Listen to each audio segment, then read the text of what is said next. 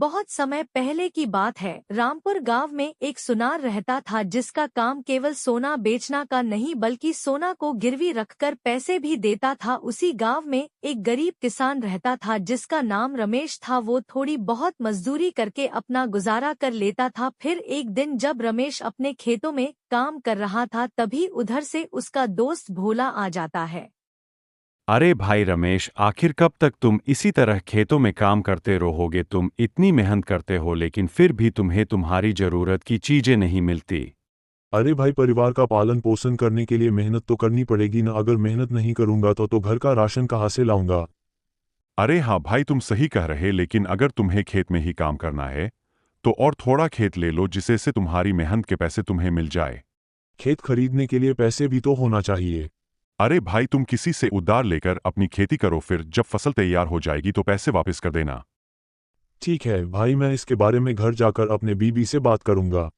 अरे मालती सुनो, वो आज जब मैं खेतों में काम कर रहा था तब मेरा दोस्त आ गया और मुझसे कहने लगा कि भाई तुम थोड़ा और खेत ले लो जिससे तुम्हें फायदा हो।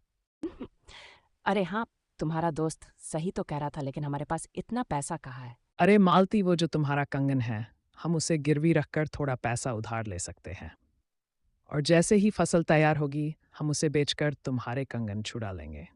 अरे जो मेरा है वो तुम्हारा भी तो है, इसमें पूछने वाली क्या बात है। आज से ये सब कभी न पूछा, जो तुम्हें चाहिए वो तुम ले लेना। फिर रमेश कंगन लेकर सुनार के पास चला जाता है। अरे सेठ जी, मुझ कुछ पैसे की जरूरत थी, इसीलिए मैं एक कंगन लेकर आया हूँ। इसके बदले मुझे 4,000 रुपए दे दीजिए। फिर सुनार कंगन को हाथ में लेकर अच्छे से देखने लगता है।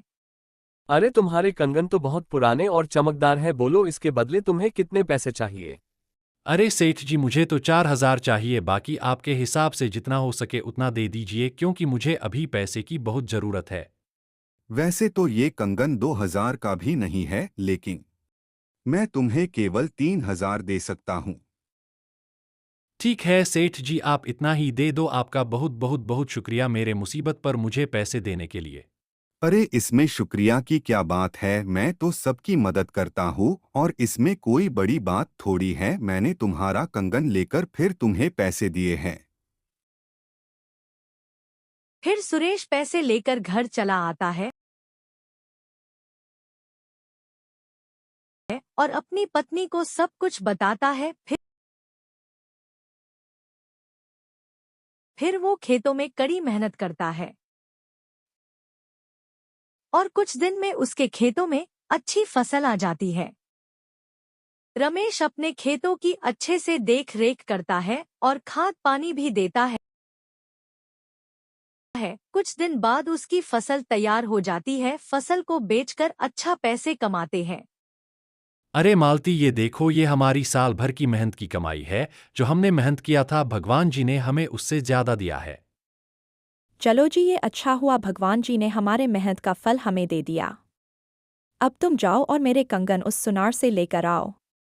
फिर वो अपना गिरवी धरा हुआ कंगन छुड़ाने जाता है। सेठ जी, मैं आपके पास अपना एक कंगन गिरवी रख कर गया था और अब मेरे पास पैसे हो गए तो मैं अपने कंगन वापस लेने आया हूँ। अरे हाँ, तुम्हारा कंगन अभी भी मेरे संदूक में, ये लो तुम अपने कंगन। फिर रमेश सेठ को पैसे देकर अपना कंगन छुड़ा लिया है और घर लाकर अपने पत्नी को दिखाता है। अरे मालती, ये देखो, मैंने तुम्हारा कंगन वापस ला दिया। लेकिन ये मेरा कंगन नहीं है, मेरे कंगन पर मेरा नाम लिखा था। लगता है उस सेठ ने हमारे कंगन बदलकर हमें दूसरा कंगन दे दिया और ये तो नकली कंगन है। तुम चिंता मत करो, मैं अभी सरपंच के पास जाता हूँ और उस ठग सेठ के बारे में बताता हूँ। रमेश सरपंच के पास जाता है और पूरी बात बताता है जो उसके साथ उस सुनार ने किया था। फिर सरपंच कहते हैं, अच्छा, अगर सेठ ने तुम्हारे कंगन लिया होगा तो मैं तुम्हारे कंगन वापस दिलाकर मानूंगा। तुम ऐसा करो, पहले जाओ उस सुनार को भी साथ लेकर आओ।